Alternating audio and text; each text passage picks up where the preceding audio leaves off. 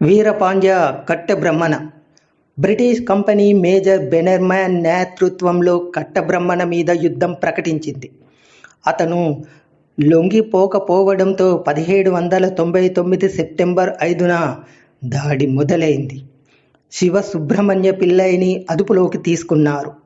కట్టబ్రహ్మణ పుదుక్కొట్టాయికి పారిపోయాడు. పుదుక్కొట్టాయి పాలకుడు ఆయనను బ్రిటిష్ వారికి పట్టించాడు. అక్టోబర్ 17న కట్టబ్రహ్మణను ఉరితీశారు. వీరపాండ్య కట్టబ్రహ్మణ తమిళనాడులోని పాంచాలకురిచి పాలించేవాడు. కంపెనీ అధికారులు జేమ్స్ లండన్, కోలిన్ జాక్సన్ ఆయనకు ఇవ్వాల్సినంత గౌరవం ఇవ్వలేదు. ఇలాంటి మరికొన్ని సంఘటనలతో కట్టబ్రహ్మణకు కంపెనీ అధికారులకు ఘర్షణ ఏర్పడింది. 1792లో కట్టబ్రహ్మణ కంపెనీకి ప్రతి ఏటా కప్పం చెల్లిస్తానని ఒప్పందం చేసుకున్నాడు. అయితే కొన్నేళ్లలోనే ఆయన కంపెనీకి బకాయి పడ్డాడు. కలెక్టర్ జాక్సన్ ఆయనను బెదిరిస్తూ లేఖలు రాశాడు.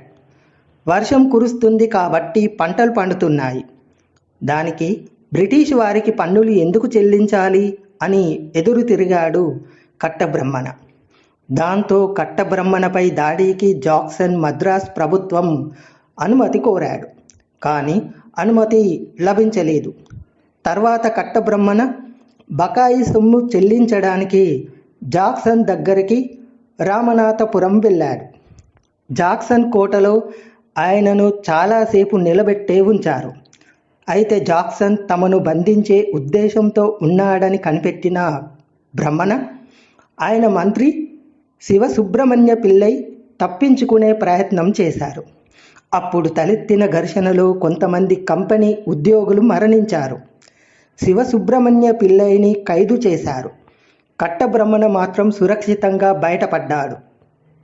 ఆ తర్వాత కట్టబ్రహ్మణ నిరపరాధి అని విచారణలో తేలింది.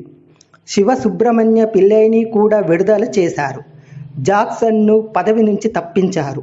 మళ్ళీ 1799లో కంపెనీ మేజర్ బెనర్మ్యాన్ నేతృత్వంలో కట్టబ్రహ్మణ మీద యుద్ధం ప్రకటించింది. లొంగకపోవడంతో 1799 సెప్టెంబర్ 5న దాడి మొదలైంది. శివసుబ్రహ్మణ్య పిల్లైని అదుపులోకి తీసుకున్నారు. కట్టబ్రహ్మణ పుదుక్కొట్టాయి పారిపోయాడు. పుదుక్కొట్టాయి పాలకుడు ఆయనను బ్రిటిష్ వారికి పట్టించాడు.